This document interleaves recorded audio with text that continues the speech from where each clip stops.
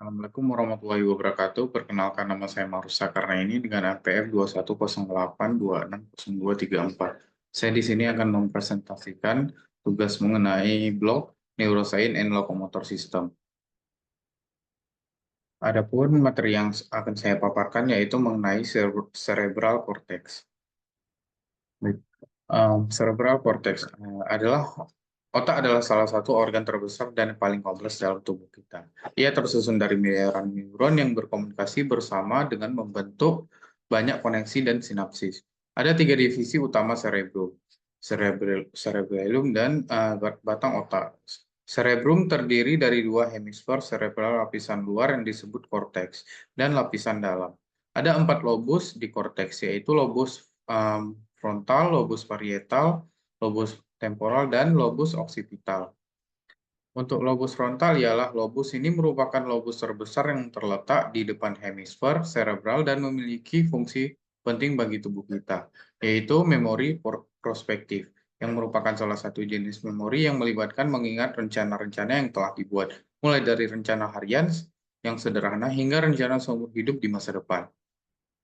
Lalu ada pidato dan bahasa. Lobus frontal memiliki area yang disebut area Broca yang terletak di jirus frontal posterior inferior yang terlibat dalam produksi ucapan. Lalu ada kepribadian, gangguan eksekutif, perilaku sosial, disregulasi emosional, ada hipoemosionalitas dan deenergisasi, kesusahan, pengambilan keputusan. Kemampuan untuk memutuskan sesuatu melibatkan penalaran, pembelajaran, dan kreativitas. Lalu juga kontrol gerakan. Yang lobus frontal memiliki korteks motorik yang terbagi menjadi dua wilayah. Area motorik primer yang terletak di posterior sulcus presentalis dan area motorik non-primer. Termasuk korteks premotorik, area motorik suplementer, dan area motorik singulai. Lalu ada lobus parietal yang letaknya posterior terhadap lobus frontal dan superior terhadap lobus temporal, dan diklasifikasikan menjadi dua wilayah fungsional. Lobus parietal anterior berisi korteks sensorik primer yang terletak di jurus posentral, area Brodmann 3, 1, dan 2. Sensorik primer menerima sebagian besar masukan sensorik yang datang dari talamus dan bertanggung jawab untuk menafsirkan sinyal somatosensorik sederhana seperti sentuhan, posisi, getaran, tekanan, dan nyeri suhu. Lobus parietal posterior memiliki dua wilayah, yaitu lobulus parietal superior dan lobulus parietal inferior.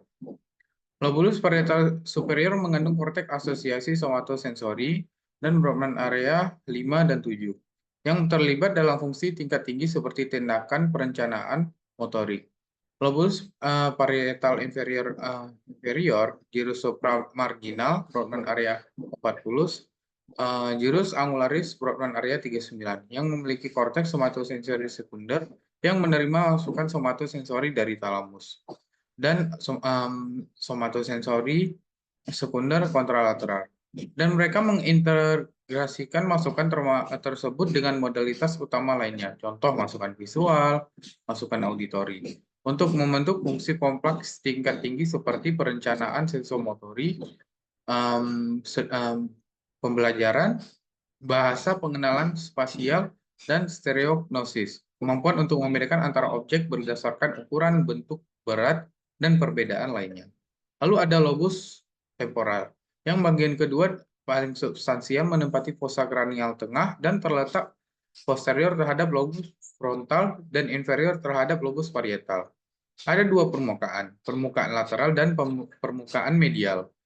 Yang berguna, yang lobus temporal ini sendiri berfungsi untuk pendengaran. Lobus temporal menerima informasi sensori seperti bunyi dan ucapan dari telinga, dan mampu memahami semua bunyi dan nada yang berbeda. Lalu pemahaman bahasa. Lobus temporal memiliki area Wernicke atau area 22 yang berkaitan dengan pemahaman bahasa tertulis dan lisan. Lobus temporal dominan yang biasanya berada di sisi kiri terlibat dalam pemahaman bahasa dan pembelajaran serta mengingat informasi verbal. Lalu ingatan. Lobus temporal berperan penting dalam cara kita mengakses memori. Lesi temporal kiri mengakibatkan gangguan ingatan terhadap materi verbal, dan lesi kanan mengakibatkan ingatan terhadap materi non-verbal seperti musik dan gambar. Lalu emosi, ialah diyakini memainkan peran penting dalam memproses pengaruh dan emosi.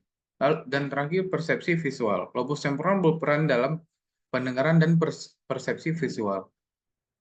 Lalu ada lobus occipital. Lobus occipital yang merupakan lobus terkecil di korteks cerebrum. Lobus ini terletak di bagian paling posterior otak, posterior terhadap lobus parietal dan lobus temporal. Peran lobus ini adalah pemrosesan dan interpretasi visual. Berdasarkan fungsi dan strukturnya, korteks visual dibagi menjadi 5 area, V1 sampai V5. Korteks visual primer, visual 1, Brodmann area 17, merupakan area pertama yang menerima informasi visual dari talamus dan terletak di sekitar sulcus calcarina. Korteks visual menerima, memproses, dan interpretasi informasi visual. Kemudian informasi yang telah diproses ini dikirim ke otak lainnya untuk dianalisis lebih lanjut. Contoh, lobus temporal inferior. Informasi visual ini membantu kita untuk menentukan, mengenali, dan membandingkan objek satu sama lain.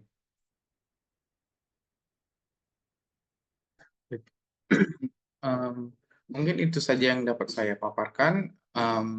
Berikut referensi saya, yaitu ada dari Newland-Gerke dan kawan-kawan mengenai prospektif memori dan frontal lobe function. 2016, Flinker A dan kawan-kawan mengenai redefining the role of Broca area in speech. 2015, lalu Baras G dan kawan-kawan mengenai frontal lobe syndrome, Types of Acute Personality Disturbance in Patient with Focal Brain Damage 2018. Lalu ada Berlucci G dan kawan-kawan mengenai The History of Neurophysiology dan Neurology of Parietal Lobe 2018. Dan terakhir ada Hafti dan kawan-kawan mengenai Neuroanatomy Visual Cortex 2023. Mungkin hanya itu yang dapat saya sampaikan. Saya ucapkan terima kasih. Saya tutup dengan Assalamualaikum warahmatullahi wabarakatuh.